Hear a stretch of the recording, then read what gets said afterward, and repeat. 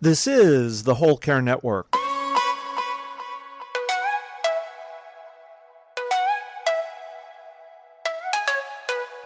Helping you tell your story one podcast at a time. Content presented in the following podcast is for information purposes only. Views and opinions expressed in this podcast are solely those of the host and guest and may not represent the views and opinions of the Whole Care Network. Always consult with your physician for any medical advice, and always consult with your attorney for any legal advice. And thank you for listening to the Whole Care Network.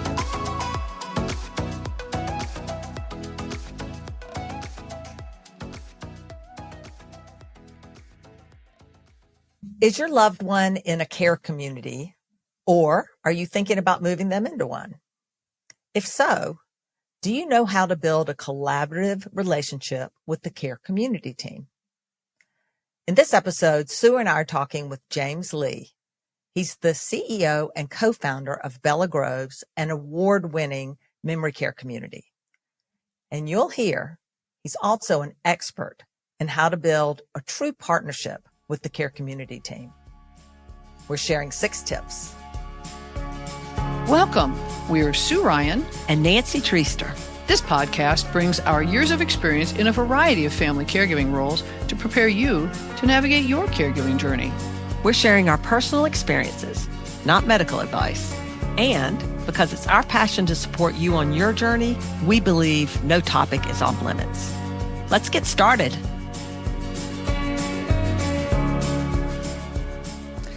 It is my honor, James, to introduce you to our listeners. Nancy and you and I have had wonderful conversations, and you bring such a depth and breadth of knowledge in that. You've been in this space for over 17 years, and it began with your journey as a caregiver. And it ultimately led to you expanding out the variety of ways you are supporting the community, from, as Nancy mentioned, founding Bella Groves. And one of the things I am most impressed with, and you can give all the background about Bella Grove, is I love what your tagline and guiding star are that you've actually trademarked. Love this. Unconditional joy. What a fabulous way to approach being in a community. In addition, you've created the think tank, which has been going on for more than 5 years, which is supportive of aging services. You've got an executive coaching and consulting firm, and you're a professional speaker. So you're communicating your messages in a variety of different ways for us, and we appreciate it so much. Yeah, thank you so much, Sue and Nancy. It's been lovely to get to know you through all of our prep conversations. And any guest who's been on a part of the caregiver's journey probably could attest to that. We learn and unpack so much in the prep. You guys do such a great job in making guests ready for this. But I'm really excited to be here, and in particular be talking about this topic, which comes up so often just in private. And I think to all 3 of our credit, we thought, let's record it so it lives somewhere and people can share it.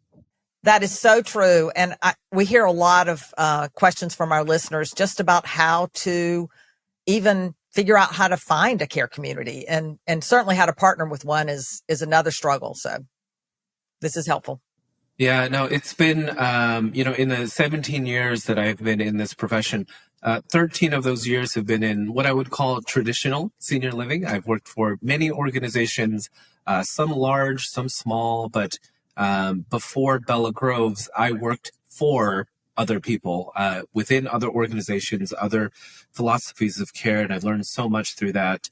And in the last 4 years, since I've had a chance to start Bella Groves, our small business here in near San Antonio, one theme that has kind of transcended all of those years of experience is this insight that caregivers, both family caregivers and professional caregivers, for whatever reason, the default setting, the default relationship that I have seen happen over and over again is that there's some adversarial relationship. And I don't mean contentious. It just means like family caregivers take on the role of advocate as if the professional caregiver is not an advocate. So I think this topic of family caregivers and professional caregivers really needing to develop a partnership, it's become a major theme for me. And through Bella Groves and all of my other efforts, it's one of the things that I really, really want to help highlight to bridge this gap to better outcomes for people living with dementia in particular.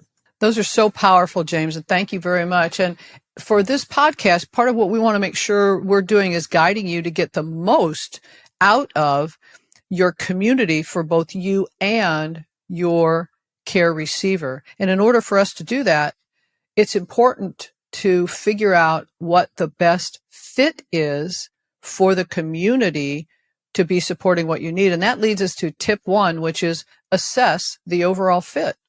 Yeah, when people start the process of looking at dementia care communities, first of all, I think going into the mindset that it's not an us versus you. It's not a caregiver family trying to hold other people accountable. The truth is both parties want to be accountable to the same outcome.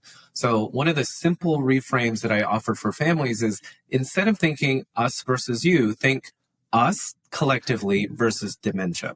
It's Nancy, Sue, James, and Bella Groves, all of us versus dementia. So that's really a place that I'd want to start with. And then layering on top of that, most families are looking at dementia care communities for the first time, maybe a second time, if they've had the circumstance of needing to look for it more than once. But almost nobody goes into it. It goes into the process of researching dementia care from the lens of the expertise that somebody like me has naturally from all this experience. So what I mean to say is that families look for very logical things to view when they look at dementia care. So they're looking at practical things: location, price, how nice does it look? What does the food taste like? And I would understand why people would look at that first. But over and over again, what I've seen is that it's things like philosophical alignment and true partnership feeling that lead to really great outcomes. You could have your loved one in a very small, modest, no-frills dementia care community, and if you and that care team, in particular you and the management team, if you are in lockstep, your loved one is going to have a great outcome. Conversely, you could find yourself in the most elaborately decorated, beautiful dementia care community with all sorts of awards, and if you are not on the same page with that executive director, your loved one might struggle, and more importantly, you might struggle. So this idea of looking beyond the practical elements of fit and really determining, are you a fit from a philosophical standpoint, and even something as simple as rapport? Do you get along? Is there a nice warm feeling between the two of you? I think that's something a lot of people miss. Well, and part of it is also, I think, understanding that you're becoming part of a community, right? Which sort of leads us into tip 2, because we're becoming, we have to think of this as a community, not just as, the same thing that was happening at home. So, yeah, I love this as a tip number 2 of embracing the community aspect of dementia care. The way I think about this is any decision that you make in life is really making trade-offs, right? So if you're going to receive more of this, you might have less of that. And in the context for dementia care, if you wanted one-on-one direct, support and care for your loved one, well, you have the option of that. You can bring somebody in to your home and help them with that one-on-one care. The trade-off is it's going to cost a lot of money. And not only financially is it going to be almost cost prohibitive for the majority of people, but the other part is your loved one is not going to have a lot of social engagement, right? You've got one person that's trying to be all things to your loved one. Conversely, in a dementia care community, you get a lot of socialization. You get a lot of helping hands. You get a lot of personal relief to you, the family caregiver. But the trade-off of that is now your loved one is one of many other residents of that community, all of whom, by the way, have different types of dementia and are experiencing dementia differently. Living in a community has so many positive benefits, but now you also have to contend with, we're in a communal setting where other people's needs and symptoms are going to be part of the mix here. I think if you go into a partnership understanding, okay, there's other people in the mix here, and we're going to have to be thoughtful of that, you're going to be set up for a lot better experience if you approach it that way. One thing I would also add on top of that, beyond just looking at it as a community aspect of caregiving, is that you are going to get close to other families. If you are an engaged family member of your loved one, you are also going to run into other people who are the same or a similar, situation like you. So I think one of the most beautiful things that I've seen happen again and again at Bella Groves is that when a new family member is potentially coming into the mix, one of our family members has and frequently volunteers to reach out to that person. Even going so far as to have a cup of coffee and having lunch. Have you done that? Oh, yes. Yeah. Yes. Yeah. Why do you do that? What's the benefit of that you see of that occurring? Part of what I wanted to be able to do for them is give them answers to questions they didn't know to ask. I wanted to help them through the emotional part of those first few days when it's like, I haven't been a mom, so I haven't dropped my child off to school for the first day. I have dropped off several loved ones to a community for the first time. And so it's being able to invite them into the journey, know they're not alone, give them a face and a voice, have them see someone who's gotten adjusted to this part of their care, that they will be able to do that, and just help smooth the path for them. So one of the other things you always talk about too is recognizing at that point too that your role has changed from being, the primary caregiver to being a care partner with the care community, right? Absolutely. When our loved ones are at home, we're the primary caregiver. And we are managing the care for our loved one. And we begin to outgrow that role sometimes. And we bring care into the home, or we identify, as I did several times, that the right choice, the wisest choice, is for us to move our loved one into a care community. And we do that because we need someone who's able to provide the care that we haven't. So we shift from being the primary caregiver to what we talk about now with tip 3, which is your role has changed. And for example, with mine, when we moved my dad and when we moved my husband into a care community, there were several areas where I was still a primary caregiver. And yet in other areas, I'm now the care partner. And it's important for me to do my very best to support the care team in the community. And so I reached out to them. I got to know them. I asked them questions. And I said, what are the things that will be most helpful for me to share with you? And when we walk through that, I would say, teach me. So I didn't come at anything from a place of judgment. And if things weren't done the same way I would have done it, I asked, I used curiosity, help me understand, teach me, so I could learn from their lens. Because James, like to the point that you raised before, as our loved ones' journeys progress, when we have them at home, we're caring for them differently than when we're caring in a community. These professionals know what to do and know how to provide the care. I don't. So it's really being very helpful to them. Yeah, there is a very strong correlation in my experience of seeing so many families go through this, that when a family care partner is really kind to our caregivers, and not just polite, I mean, actually care about them, check in with them, write a thank you note, and in particular, whenever something doesn't go right, imagine the power of a family caregiver saying, oh, Nancy, you know what? I know you weren't able to help with that shower. I've experienced this so much. But if a family member comes and brings attention to that situation, a care situation, and alerts the caregiver, they can go about it one of two typical ways. And the first way is anger, right? It's saying, this is unacceptable. You got to get here. And this is, and so immediately that caregiver, their anxiety goes up, and they subconsciously, every time they see you coming into the community, right, alarm bells are going off. Compared to if the family member went out and said, hey, my mom needs a little assistance in there, so why don't we do this together? And then while you're helping your mom together, just sharing, like, I know what this is like. I've done this so many times. Thank you for, always looking after my mom. When you do those things, caregivers, now they feel comfort. They feel safety to be able to talk to you about things that aren't going well, versus a caregiver who has to report bad news to an angry family member. They're going to avoid them. And so inadvertently, you'd be shooting yourself in the foot by having this kind of adversarial stance versus family members who are, let me bring you in, let me wrap my arms around you and tell you I appreciate you and I've gone through this myself.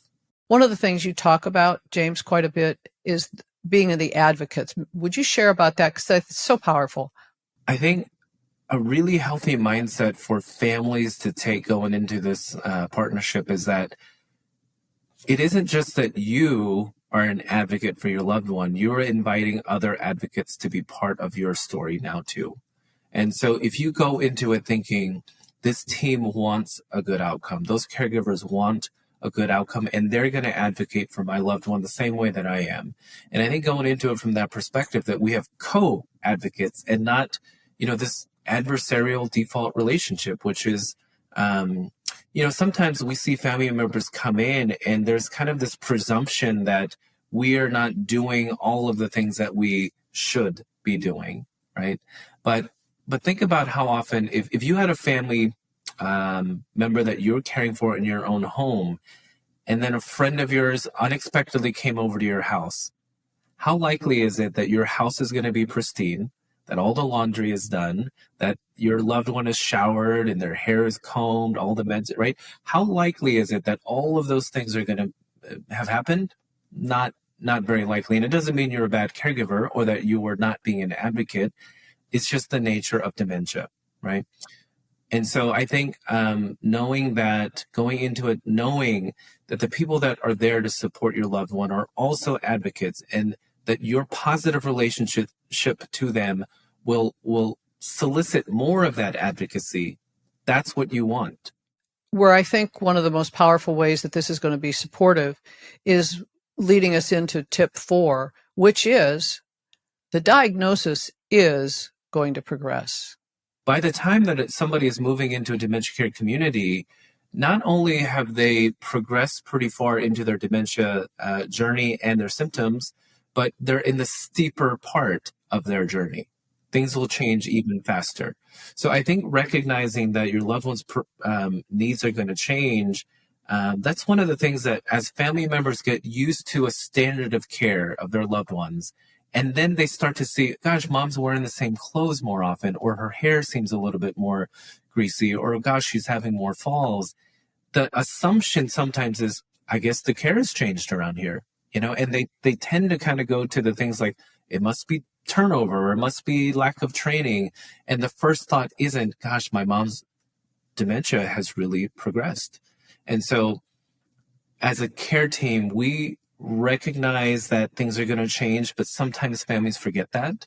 And I think if you keep that perspective and you keep yourself educated about what things are going to change, then you've got two parties coming into that partnership with an understanding that things will continue to progress. And the point about that that's so powerful, James, is when we're all advocates, when we're seeing a change, we come to ask you the question. Right. Of teach me what's going on and help me understand. And is there anything I can be doing to support you? And one of the other things that I have found over the years is that I'm still a very valuable part of their team because they've got their lens into my loved one. I've got my lens. I may see something in them that they wouldn't have noticed because they don't know them in the same way I do. And when I see something, I feel it's my responsibility to introduce that to them so that we can collaboratively look at how do we work together to support this new progression with our loved one. Yeah. I'm really reducing it down to a bit of an oversimplification here, but for educational purposes, what we talk to our families about is you are your loved one expert. We are a dementia expert, right? And the two together give us the best chance to get this right. So there are so many things that you know about your loved one that we will never know unless you bring that to the table. And conversely, there are so many things that we've learned about dementia care from all of our repetition and years of experience that you can't possibly gather from Google. So if we bring that to the table and you bring your family's rich story to the table and we put those things together and we approach things with curiosity rather than who didn't do what, but I've got this piece of the puzzle, you've got that piece of the puzzle, let's put it together and see if we can see a clear picture. And there's another dimension of that puzzle that's going on every single day, multiple times a day. And that's what we're talking about in tip 5, which is acknowledging that we, as the loved one for our care receiver, are grieving.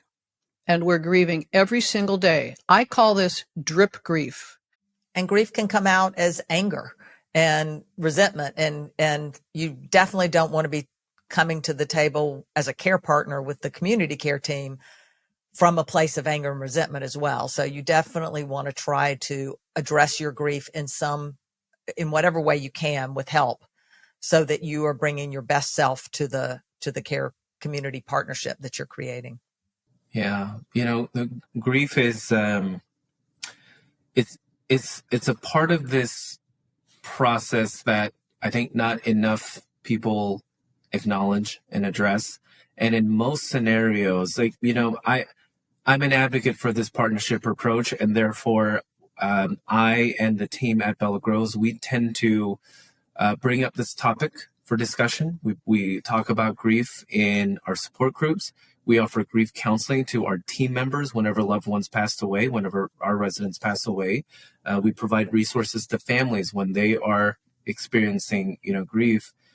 But again, not every dementia care community is going to do the things that we're doing. So this episode and the content of this conversation is to help people where if people aren't giving you the opportunity to address and talk about your grief, well, now this is your sign, right? This is your opportunity to hear that message that, I kind of think of it as if the three of us were on a team building a house and I broke my leg, and I said, I'm just not going to deal with it. I'm just not going to deal with it, but I'm here. I'm here to help you.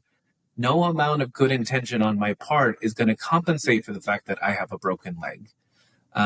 But grief is like a broken heart, right? And if you're not addressing that, it will impede and it will affect and it will change the nature of the partnership.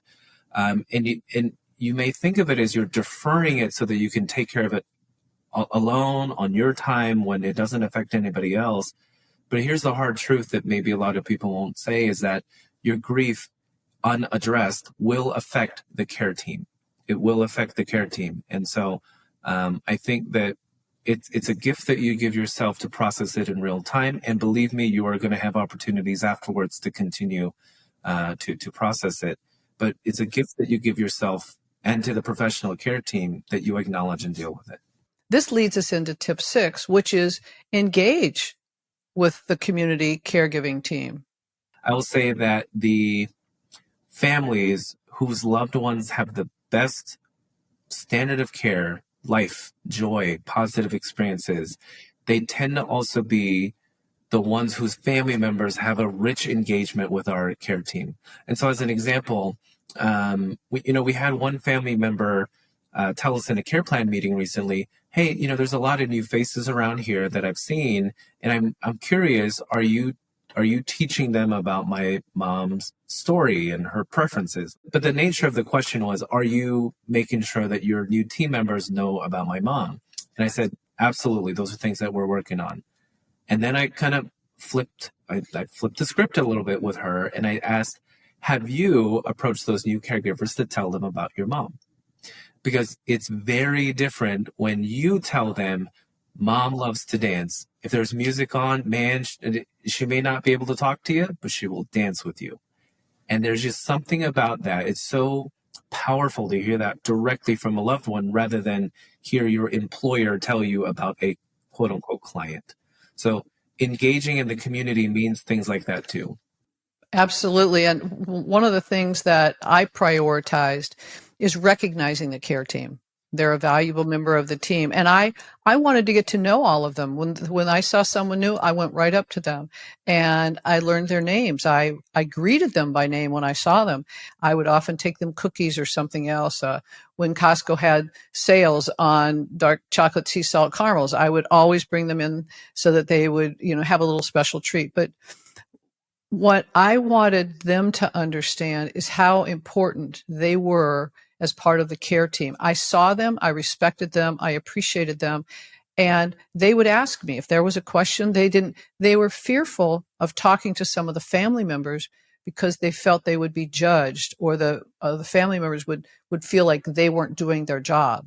And I flipped it around. I was like, the more that you share with me, the more I have the opportunity to help, and things that I could observe. And I would go in and help with the activities that they were doing. How can I be a part of the team and support what's going on? So I wanted to be an active part of what was going on and meet them where they were as well in giving that care, so that I could help them and just really recognize and respect them. I love, when I'm hearing you talk about all of these things, Sue, it makes me think about a leader on a team.